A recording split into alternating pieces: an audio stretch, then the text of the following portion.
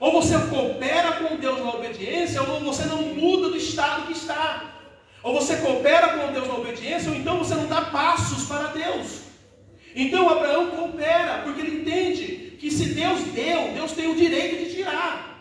Se Deus, ele gerou aquilo na vida dele, Deus tem o direito de arrancar. Foi isso que Jó fala lá na frente. Jó diz, Deus deu, Deus tirou. Ele tinha essa compreensão. Foi o meu Deus que me deu. Agora ele está dizendo que ele vai tirar. Então se ele vai tirar, eu aceito ele tirar. Por quê? Porque eu sei que ele está no controle. E se ele está no controle, alguma coisa certa, boa, ele vai fazer na minha vida. Eu não sei o que é.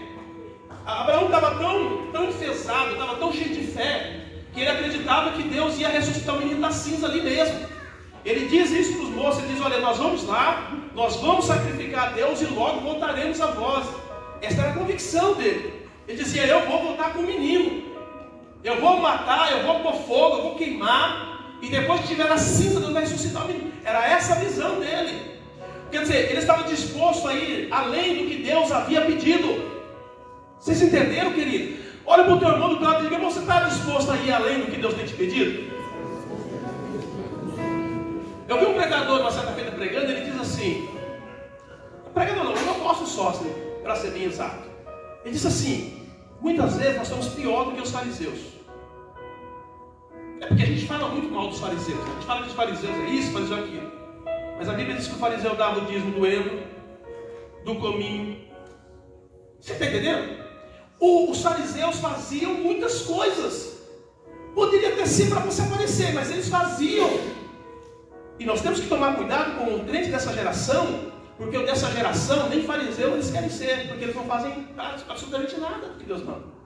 Vocês entenderam? Então os fariseus estavam ali enganando a Deus, mas eles estavam fazendo. E nós, muitas vezes, nem estamos mais fazendo.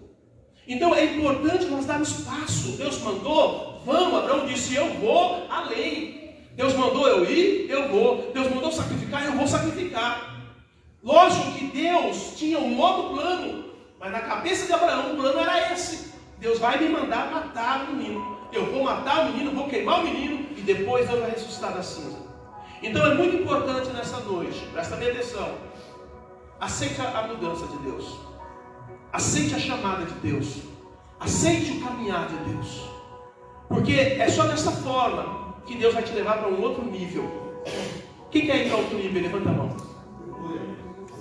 Deus está nos chamando para ir para outro nível. Deus está nos chamando para subir mais um degrau na caminhada. E é por isso que ele chama Abraão e diz, Abraão, toma o teu filho, teu único filho, o filho a quem tu tanto amas, vai ao monte Moriá e sacrifica o menino. Abraão não entendeu nada disso, mas ele aceitou isso. Amém?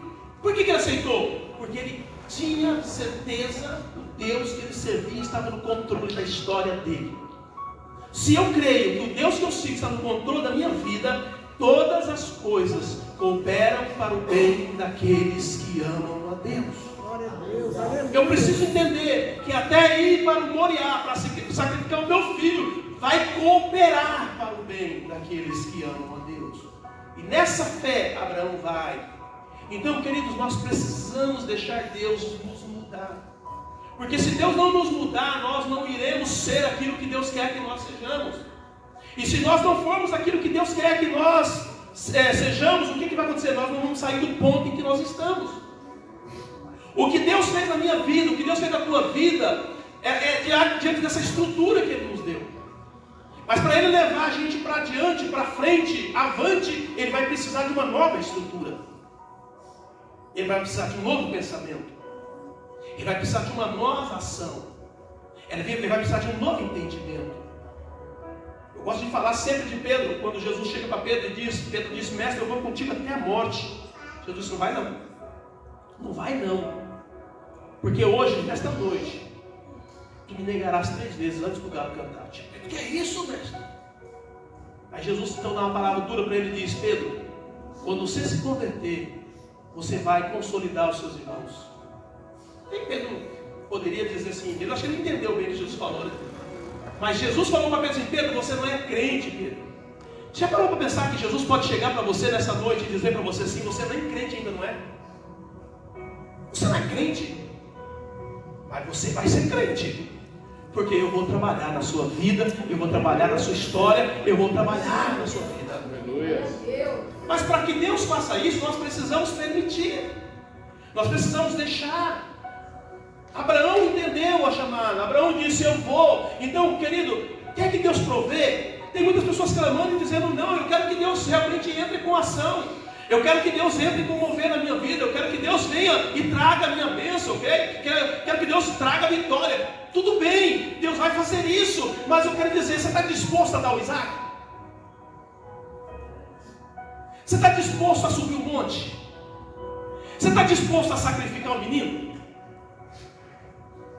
Porque o que Deus vai fazer depende agora de uma ação de sacrifício, de entrega, de obediência. Palavras duras e difíceis para os dias atuais: sacrifício, entrega e obediência. Nós queremos tudo de Deus, mas nós não queremos sacrificar. Nós queremos tudo de Deus, mas nós não queremos obedecer. Nós queremos tudo de Deus, mas nós não queremos crer que Ele é capaz de fazer aquilo que Ele falou que faria.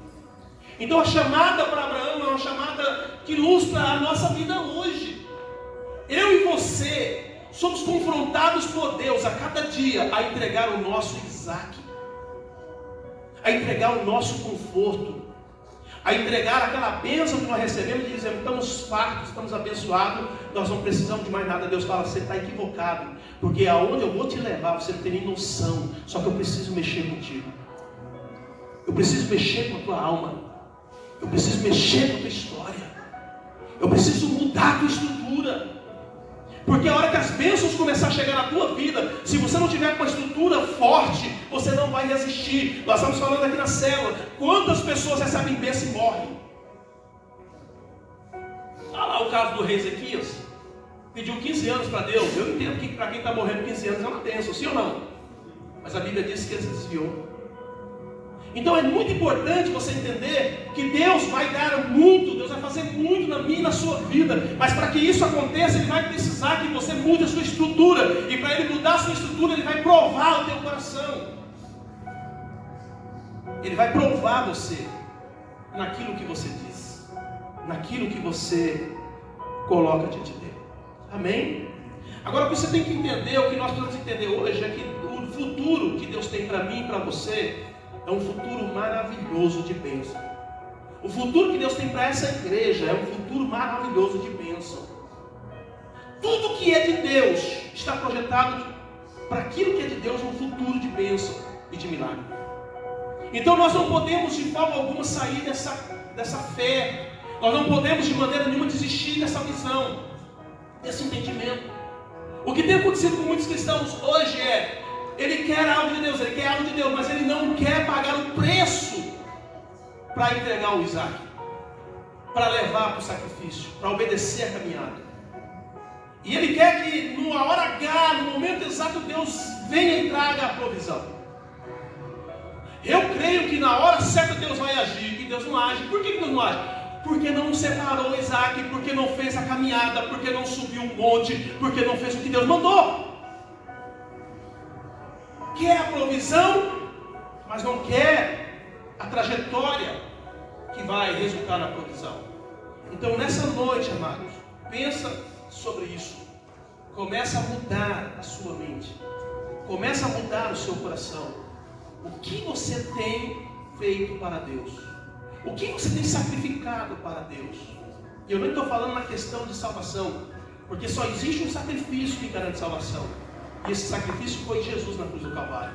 Mas eu estou falando, querido, de você sentir a presença de Deus. Eu estou falando, querido, de você conhecer a voz de Deus. Eu estou falando de você ter intimidade com Deus. Eu estou falando de Deus falar e você ouvir. Eu estou falando de Deus trazer a bênção que você tanto almeja. Eu estou falando de uma relação, de uma unidade entre você e Deus, e de você saber em que ponto você está na história com Deus. É disso que eu estou falando. Porque Deus não vai fazer isso com estrutura pequena. Paulo diz: quando eu era menino eu falava como menino, pensava como menino, agia como menino, mas quando eu me tornei homem,